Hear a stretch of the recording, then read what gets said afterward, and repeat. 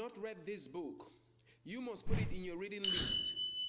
It's a book by Thomas J. Stanley and William Danko. This best-selling book identifies several common traits that show up many times over among those who have accumulated wealth. In this video, I will give you practical examples direct from the horse's mouth on what the rich know about creating wealth, starting from Warren Buffett. The best investment you can make is in yourself. I mean, for example, communication skills. I tell the students that come that they're going to graduate schools and business, and they're learning all these complicated formulas and all that.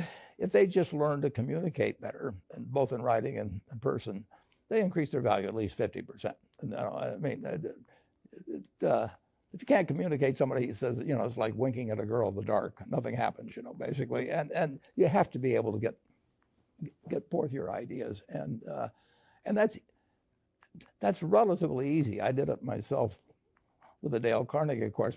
Some people wish I'd taken a shorter course now in terms of my talking later on, but it's just hugely important. And if you invest in yourself, nobody can take it away from you. I mean,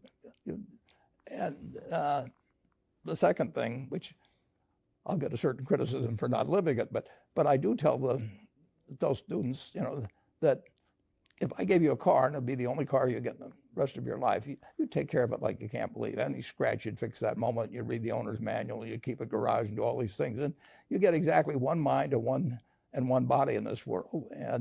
And you can't start taking care of it when you're 50. By that time, you'll have rusted out if you haven't done anything. So you should really make sure that you just remember that you just got one mind and body to get through life with and to do the most with it.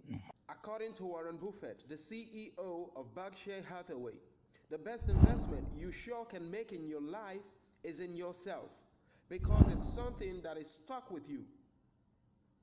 The next person that will tell you something about how wealth is actually created here is Steve Jobs. It's worth about over $1 million when I was 23, and over $10 million when I was 24, and over $100 million when I was 25. And it wasn't that important because I never did it for the money. I think money is a wonderful thing because it enables you to do things. It enables you to invest in ideas that don't have a short-term payback and things like that. But especially at that point in my life, it was not the most important thing. The most important thing was the company, the people, the products we were making, what we were going to enable people to do with these products. So I didn't think about it a great deal. You know, I never sold any stock. Steve Jobs has made it a lot clearer here by letting us know that if you want to make a lot of money, don't allow money to be your motivation for doing it, even if money is a wonderful thing. Another person who has something to say here is Danlok. Let's see what he has to say about creating wealth. You may not realize this, but one of the most toxic concepts and one of the most toxic ideas that you've been exposed to is this: that somehow if you make money in a very short period of time, that somehow if you make money quickly, it is a bad idea. You've heard of the term get rich quick.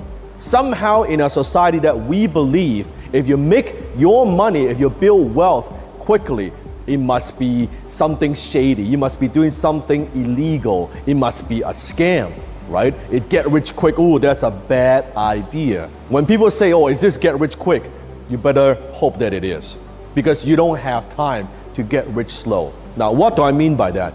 Wealth is not just measured by how much money you have.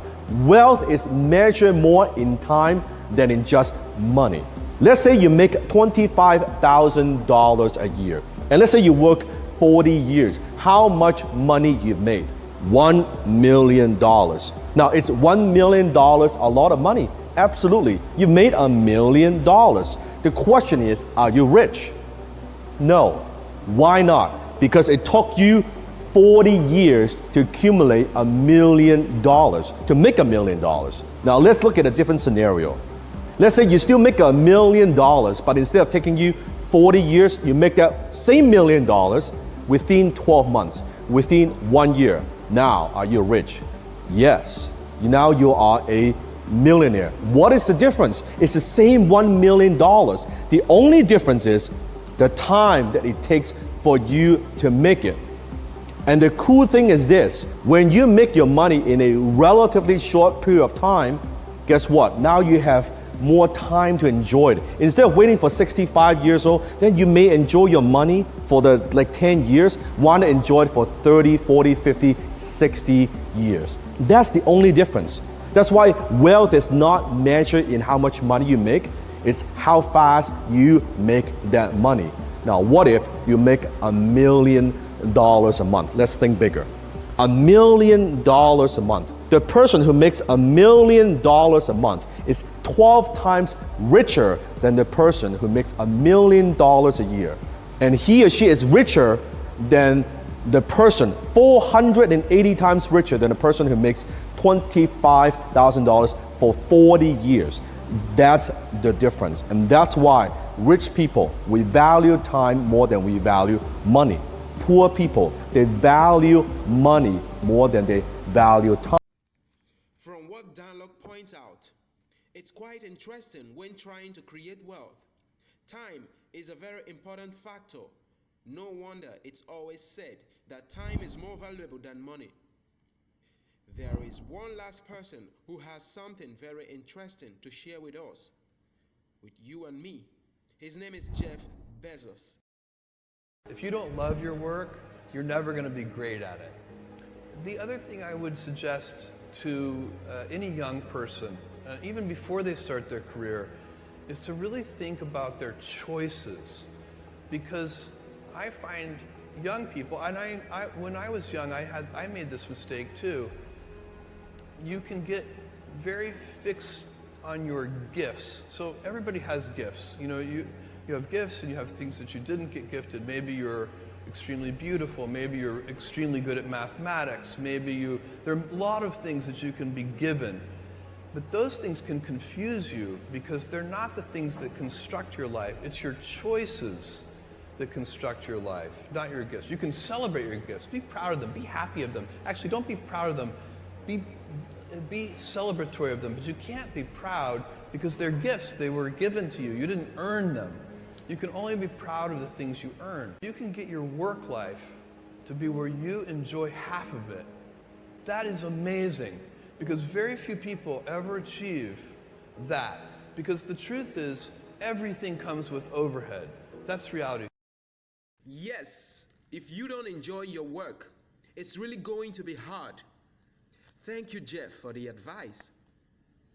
As a career or a business person, loving your work is very important before you want to think of creating wealth in the first place. Thank you for watching this super interesting video. Thank you.